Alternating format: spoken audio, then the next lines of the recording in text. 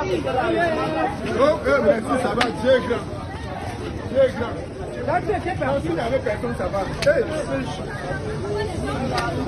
Personne, ça va. Ça, c'est le rumeur du fils d'Emmanuel Sadi. Fils d'Emmanuel Sadi, ministre de la Communication.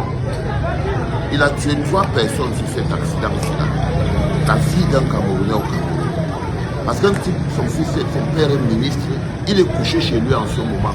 Après avoir fait le sale que vous voyez là. 3 personnes sont tombées. 3 personnes ont perdu la vie dans cette histoire. Mais si on vous demande où est le fils d'Emmanuel, regardez, voyez le score. Tout ce que vous voyez là, c'est le score. Et tu n'as pas une fille, allez voir. Tout ce que vous voyez là, c'est le score qu'il a fait. Taxi écrasé. C'est-à-dire que le gars a fait le sale sur la route. Il a fait le sale sur la route. Mais il est chez lui en train de boire son café. Bonjour les enfants et papa. Mon muret est nazi psychiatrique à ciel ouvert et ma salle d'attente est toujours bondée. Bienvenue à la clinique des enfants. Là, nous sommes à Yaoundé, descente Fleming. Ok? La voiture, le gros roumeur rouge appartient au fils d'Emmanuel Sadi. Qu'est-ce que ça fait là? C'est excès de vitesse. Il roule descente Fleming, excès de vitesse il y a 3 jours. Le fils d'Emmanuel Sadi, René Emmanuel Sadi, dit son nom 10 fois pour que vous compreniez pourquoi c'est que le type est toujours dehors. Il y a donc 3 jours, il est rentré en vitesse descente Fleming, Dodan placé sur le truc. Dodan que les populations demandent depuis des années de faire enlever. Jusqu'on a dit que non, il faut qu'ils aient 100 signatures. Les Dodan là causent des accidents là tous les jours.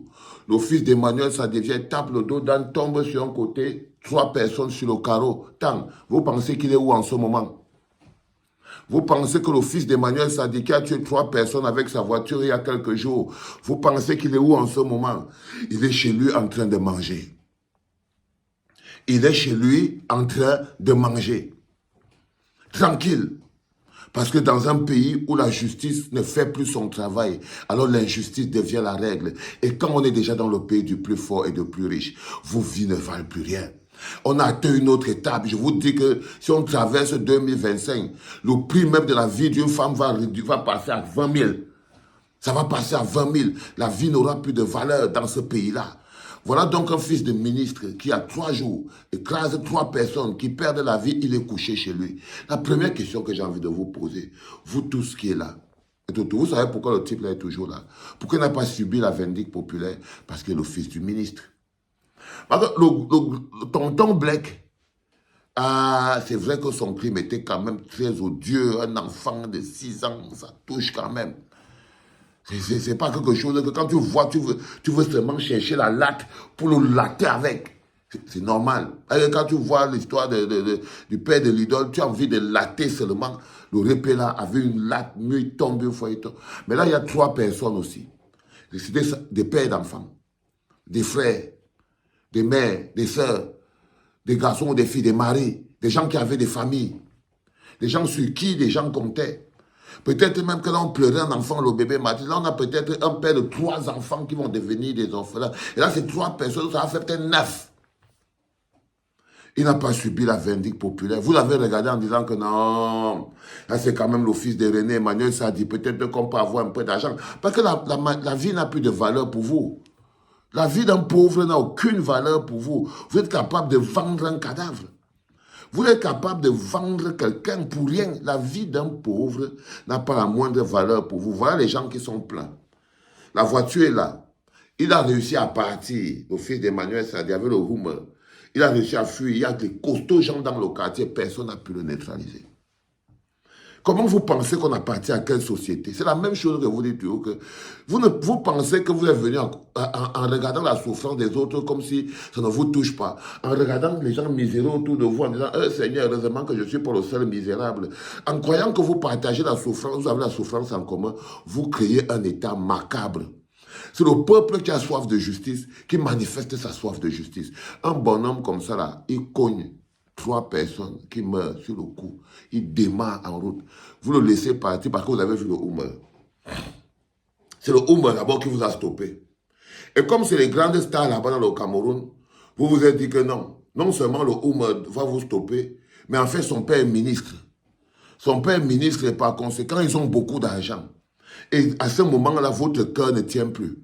votre vie n'a plus de sens. Vous commencez à dire, il est déjà mort, il est temps que nous-mêmes on reste manger quelque chose et tout. Sinon, vous aurez dû arrêter ce monsieur. La vindicte populaire aurait dû arrêter ce monsieur.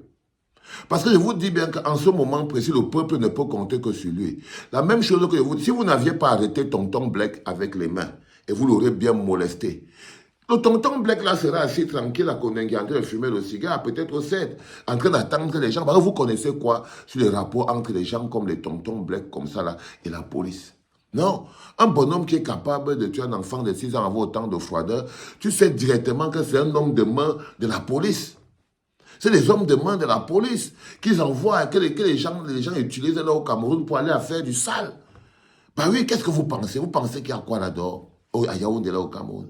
Mais non, il y a aussi les gens qui ont pour métier assassin. C'est leur travail. Et pour les grands riches du pays, ils font du sale à des pauvres. Et vous pensez que les tontons Blake comme ça, ils sortent d'où? Non, quand vous le voyez comment ils fonctionnent, vous comprenez, c'est une parenthèse. Pour que vous captiez que le pays n'est pas doux. Le pays n'est pas doux. Parce que les êtres qui nous dirigent sont devenus des prédateurs et ils ont transformé toute la population en des proies. Et là, quand vous arrêtez un moulin comme le tonton Blake, vous lui faites la vindicte populaire. C'est la même chose qu'on va faire à Paul Biya en 2025. C'est-à-dire qu'on ne croit plus aux institutions, c'est parce qu'on ne croit plus à la police, c'est parce qu'on ne croit plus à la loi, c'est parce qu'on ne croit plus à la justice qu'on a fait la justice à tonton Blake. On aurait dû lui faire la justice là définitive. C'est parce qu'on n'y croit plus. Voilà le fils d'Emmanuel Sadi. Vous savez très bien qu'il n'ira pas en prison. Il n'ira nulle part. Il n'ira nulle part.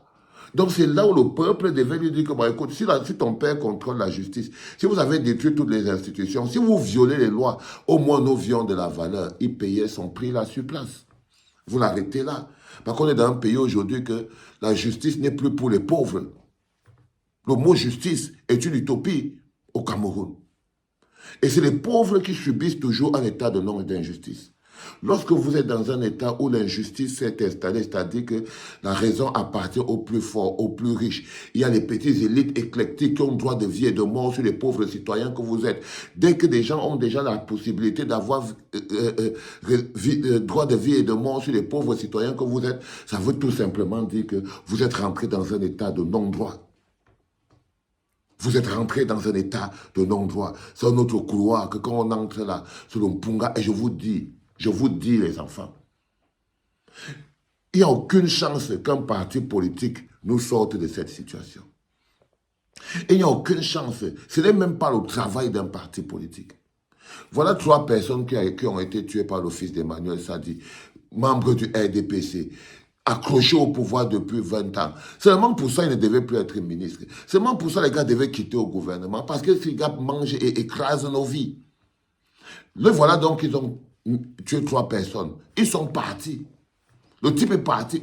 Il est parti chez lui. Il est parti chez lui. Il faut partager au maximum pour qu'on aille le récupérer. Il est parti chez lui. On ne connaît même pas à quoi il ressemble. Pourtant, tout le monde a sa photo. Depuis 3 jours, aucun média, aucune presse, rien. Si une jumante ne sortait pas le truc, rien. Mais le plus dur, c'est que la famille des 3 victimes va voir le ministre Sadi. La famille des 3 victimes va voir le ministre Sadi. Il les chasse. Il les chasse. Dégagez d'ici. Il les a même pas regardés. C'est-à-dire que finalement, il décide qu'on va aller voir le ministre Sadi pour lui dire que son fils a tué nos enfants. 3 membres de notre famille, c'est compliqué. Le ministre les a chassés de sa maison.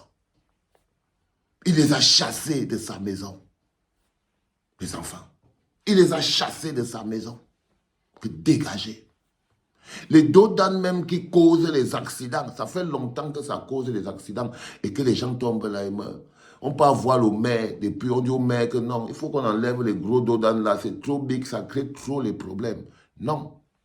Non, non, non, non, non. On a dit qu'il partait réunir sans signature pour venir enlever le dodan et jusqu'à ce que maintenant, le ministre, le fils du ministre, René Emmanuel Sadi, vient à vivre à lui avec son houmeur rouge, cogne 3 personnes, les tue, part chez lui. Part chez lui en fuyant. Même la population, pour lui faire la justice populaire, vous avez flippé parce que vous flippez devant les riches. Il part chez lui. Il part chez lui. Vous allez prendre vos vies en main, je vous dis. Vous allez prendre vos vies en main. C'était le premier podcast de la journée, les enfants. C'était papa.